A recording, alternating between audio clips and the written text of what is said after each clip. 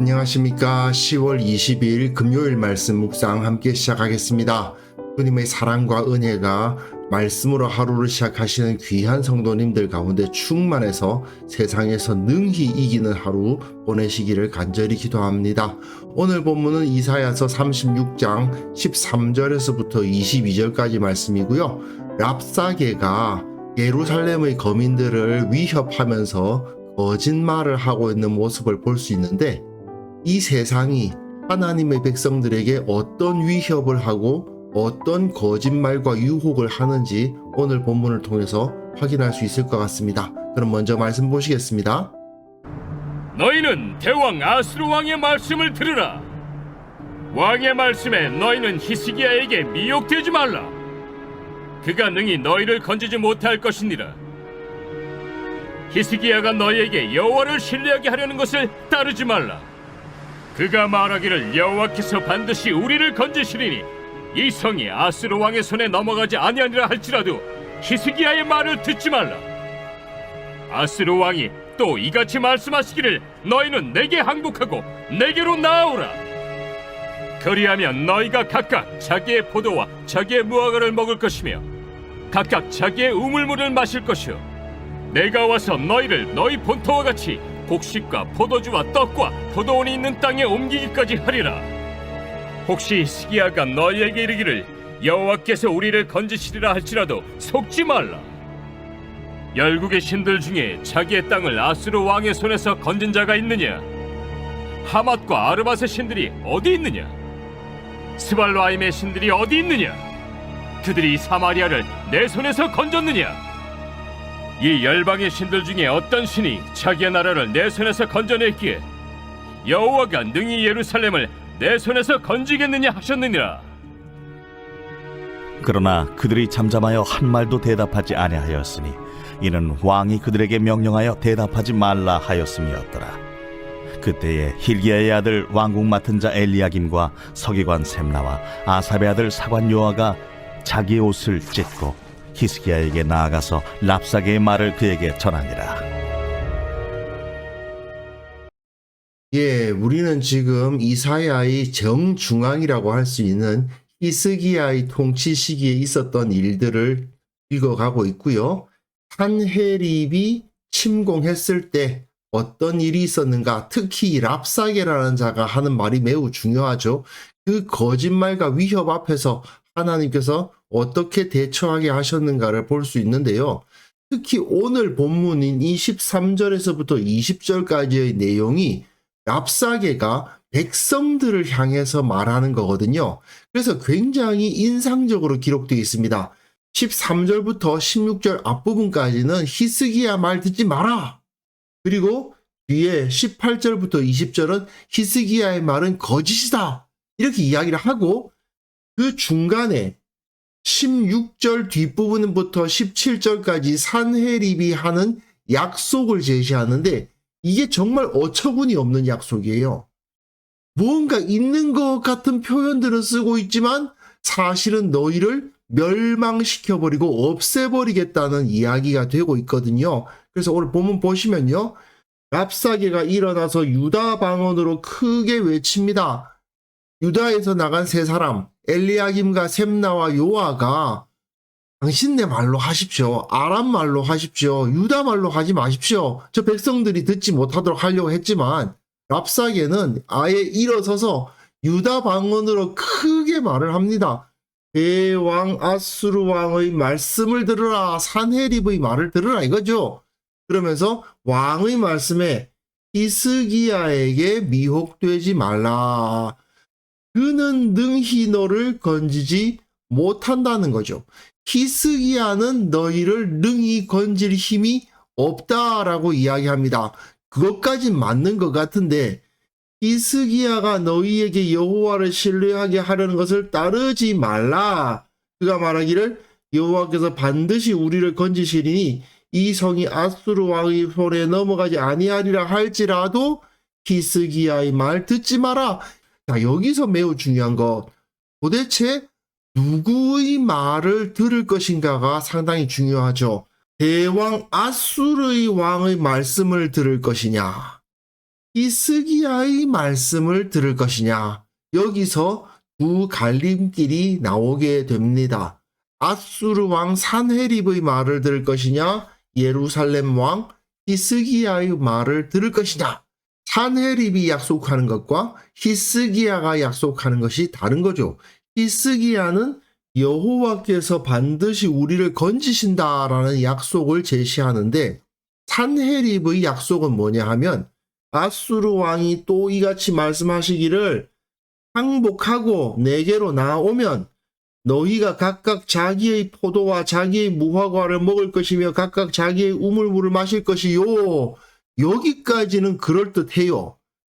싸움 없고 너희들이 포도와 너희의 무화과, 너희의 우물물을 먹고 마시게 될 것이다. 즉 너희들이 고향에서 그냥 농사 지으면서 살 수 있을 것이다. 보통 이렇게 이야기를 하면 단 나에게 세금을 내라.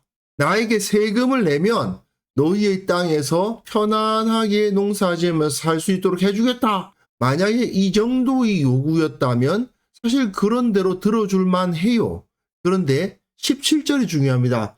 내가 와서 너희를 너희 본토와 같이라고 된 같은 곡식과 포도주와 떡과 포도원이 있는 땅에 옮기기까지는 이란 말입니다. 내가 너희를 너희가 지금 먹고 있는 곡식, 포도주, 떡, 포도원 다 있는 다른 땅으로 옮겨줄 테니까 그 전까지는 너희 포도, 너희 무화과, 너희 물 마셔라 이야기죠. 그러니까 평화가 아닙니다. 너희를 완전히 없애버리겠다 그런 이야기를 하고 있는 셈입니다. 자기들이 정복한 땅을 차지하려고 하다 보면 제일 어려운 게 뭐냐 하면 민족성입니다. 각자 자기 땅에서 자기 민족들이 있고 그 민족들이 각자의 언어를 써가면서 자기 문화를 가지고 살고 있잖아요. 그러니 각각 다른 민족의 정체성을 지니고 있기 때문에 그 다른 땅들을 다 통치하기는 굉장히 어렵습니다. 그런데 아수르는 어떤 방법을 썼냐 하면은 사람들을 이리저리 끌고 가버려요. 그리고는 혼혈을 만듭니다. 민족과 민족을 섞어버리는 거예요. 그러면 어떻게 됩니까? 민족적인 정체성이란 것이 없어질 거다 이거죠. 그러니까 전부 다 아수르 사람이 된다. 너희는 유대 출신이고 북이스라엘 출신이고 시리아 출신이고 다 필요 없다. 전부 다 섞어버려라. 그래서 전부 다 아수르 사람이 되라. 이렇게 요구를 하는 거죠. 예루살렘 거민들의 입장에서 한번 생각해 보십시오. 너희가 항복하고 우리에게 세금 내라. 그 정도라면은 거기서 합의를 할 수도 있을 것 같지만 여기서 계속 머물게 해주겠다는 뜻이 아니에요. 하나님의 땅, 약속의 땅에 머물 수 있게 해주겠다는 뜻이 아니죠. 그러니 들어줄 수가 없는 말인 겁니다. 하지만 세상의 권세자들은 하나님의 백성들이 뭘 중요시하는가, 그들에게 있어서 중요한 것이 무엇인가, 그런 것에 대해서는 관심 없죠. 예루살렘 이런 산지에 왜 살아? 야, 내가 더 좋은 땅에서 살 수 있게 해줄게. 이리 와. 이래서 예루살렘 떠나. 너희 고향 떠나. 그런 이야기 하는 거잖아요. 이건 받아들일 수 없는데 자기네들의 생각에 좋은 것을 다른 사람들에게 강요하고 있죠. 그야말로 그 고향을 빼앗고 그들의 삶의 터전을 빼앗고 정들었던 사람들을 다 빼앗는 짓을 하면서도 내가 더 좋은 데로 데려가 줄게. 내가 더 풍요로운 데로 데려가 줄게. 그런 말 하는 거나 다름없는 겁니다. 그러면서 다시 히스기야 말 듣지 말라는 소리를 해요. 히스기야가 너희에게 이르기를 여호와께서 우리를 건지시리라. 여호와께서 우리를 건지시리라 하는 말은 앞에서도 나왔죠. 앞에 보시면 여호와께서 반드시 우리를 건지시리니 이것이 히스기야의 약속이었습니다. 그런데 다시 한번 랍사게는 이 히스기야의 약속을 제시하면서 이거 엉터리다. 속지 마라. 열국의 신들 중에서 자기 땅을 아수르 왕의 손에서 건진 자가 있느냐? 그 주위에 여러 신들 많잖아. 너희 여호와가 저 여러 신들보다 뭐 대단한 게 있니? 열국의 신들 중에서 자기 나라 지킨 신들이 있느냐? 하맛과 아르밧의 신들이 어디 있느냐, 스발와임의 신들이 어디 있느냐, 이건 다 시리아의 도시죠. 하맛과 아르밧이라는 말은 마치 소돔과 고모라처럼 아주 붙어서 나오는데요. 여기가 하맛이고 여기가 아르밧입니다. 스왈야빔이라는 데는 어디에 있는지 정확하지 않은데 아마 이쯤에 있지 않았을까, 그렇게 짐작을 하고 있습니다. 이 아람의 신들이 아수르를 막아줬느냐, 못 막아주지 않았느냐 이거죠. 그러니 이 사마리아와 예루살렘의 신 여호와가 이 하맛과 아르밧의 신보다 세냐? 똑같잖아. 뭐 그렇게 센 거 없잖아.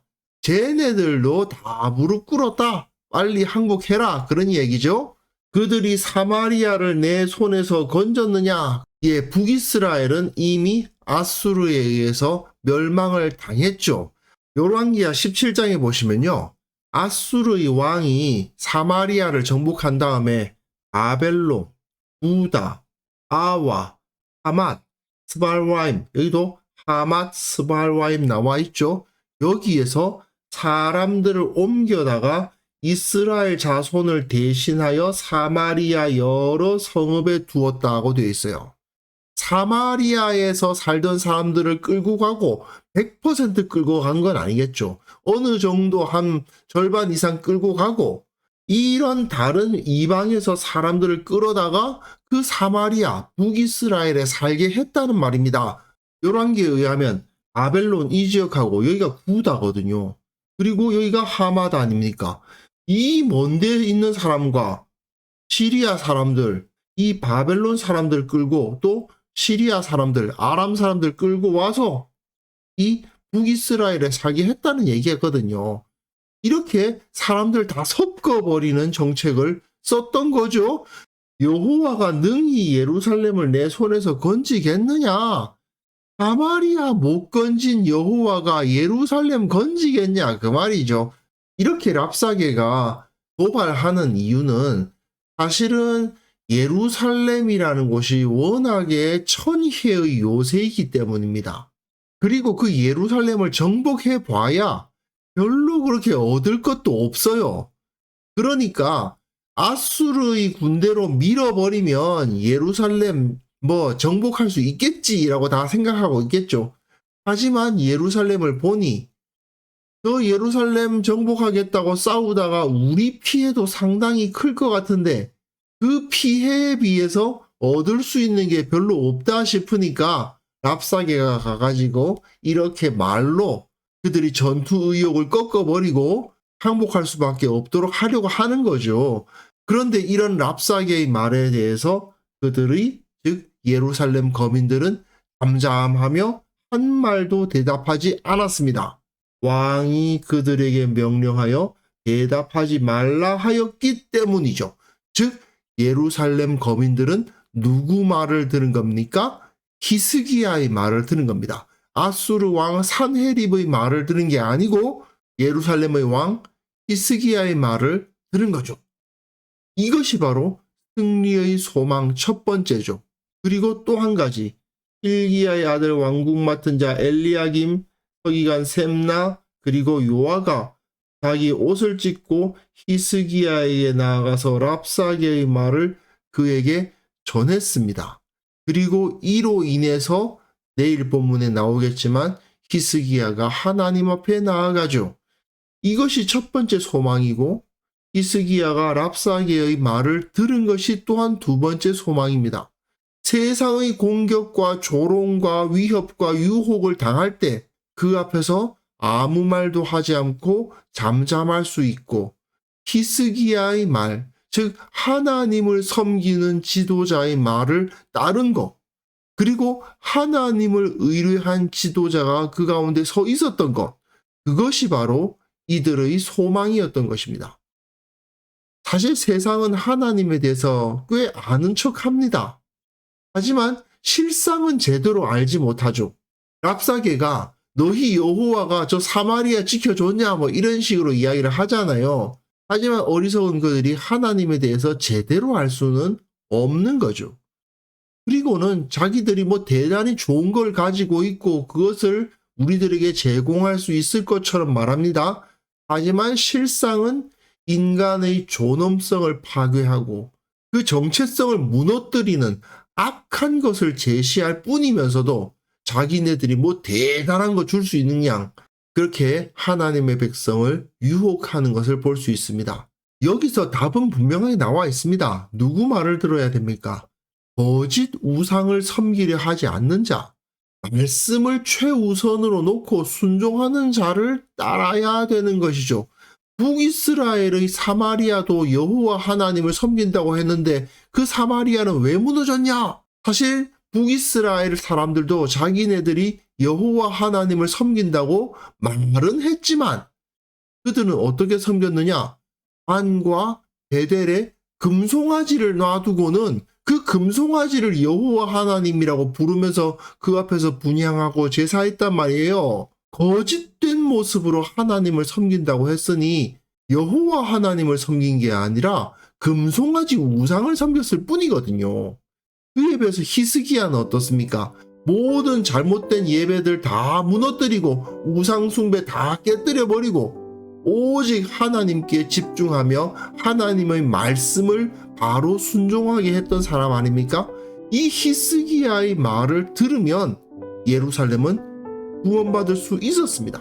마찬가지로 하나님의 말씀을 최우선으로 놓고 세상적인 우상을 거짓된 우상을 섬기려 하지 않는 지도자 그의 말을 들으면 구원을 얻을 수 있다는 걸 우리는 이 시간에 확실하게 기억해야 될 것입니다. 그래서 이 시간 함께 기도하실 때에는요, 거짓된 세상의 가르침을 따르지 않게 하시고 이 세상 가운데서 지혜롭고 용기 있는 성도들이 되게 하옵소서. 이 땅의 모든 교회가 세상에서 소금과 빛으로서 역할을 감당하게 하옵소서. 함께 기도하는 시간 가졌습니다.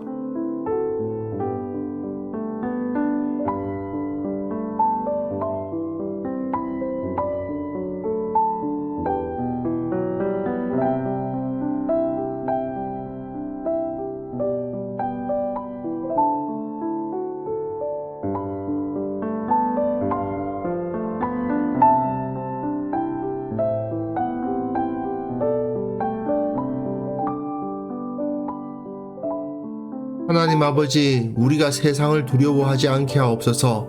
세상의 거짓된 가르침에 흔들리지 않도록 도와주옵소서. 오직 지혜롭고 용기 있는 성도로서 성장하게 하옵소서. 이 땅의 모든 교회가 세상을 이기는 공동체가 되게 하시고 소금으로 빛으로 이 역할을 온전히 감당하고 산 위의 동네로서 세상에 빛을 던지는 공동체가 되게 하여 주옵소서. 결국은 하나님을 온전히 섬기는 자, 말씀대로 진리 앞에서 섬기는 자가 승리한다는 것을 확신하게 하옵소서. 주님, 세상에는 전쟁의 소식들이 들려오고 있고 경제난의 소식들이 계속해서 들려오고 있지만 하나님을 의뢰하는 자는 안전하다는 것을 우리에게 확신하게 하여 주시고 주님을 붙들고 견디고 승리할 수 있도록 주께서 우리에게 은혜 베풀어 주시기를 원합니다. 아버지 하나님, 오늘 하루 주님께서 우리와 함께 하시고 우리 손을 붙들어 주시고 우리 앞에 놓인 모든 환난들을 다 이기게 하시는 것을 경험하게 하옵소서. 확신하게 하옵소서. 체험하고 주님 앞에 기쁨으로 찬송할 수 있도록 주께서 은혜 위에 은혜를 부어 주옵소서. 감사드리옵고 예수님의 이름으로 기도합니다. 아멘.